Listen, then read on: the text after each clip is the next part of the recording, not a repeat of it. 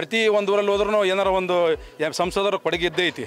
Bus stand ಇರ್ಬೋದು, CC ರಸ್ತೆ ಇರ್ಬೋದು, ಶುದ್ಧ ನೀರಿನ ಘಟಕ ಇರ್ಬೋದು, ಈ ಥರ ಭಾಳ ಕೆಲಸ ಮಾಡಿದ್ದಾರೆ. ದೇಶ ಕಾಪಾಡ್ತಾರೆ, ಅದರ ಹೆಚ್ಚಿಗಾಗಿ ಮೋದಿ ಬೇಕು. ಲಾಸ್ಟ್ ಟೈಮ್ ಸಿದ್ದೇಶ್ವರ ಒಳ್ಳೆ ಅಭಿವೃದ್ಧಿ ಕೆಲಸ ಕಾರ್ಯಗಳು ಮಾಡಿದ್ದಾರೆ.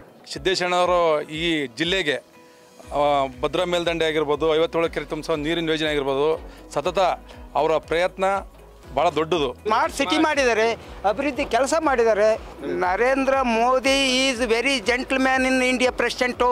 ಯುವಕರು ಮಾತ್ರ ಬಿಜೆಪಿಗೆ ಓಟ್ ಹಾಕೋದು. ಆಡು ಮುಟ್ಟದ ಸಪ್ಪಿಲ್ಲ, ಸಿದ್ದೇಶ್ವರನ ನೋಡೋದ ಹಳ್ಳಿಗಳಿಲ್ಲ. ಮೋದಿ ಬಿಟ್ಟರೆ ಯಾರಿಗೂ ದೇಶನ ಕೊಟ್ಟಂದ್ರೆ ದೇಶ ಅಲ್ಲೊಲ್ಕಲ್ಲಾಗಿ ಹೋಗುತ್ತೆ.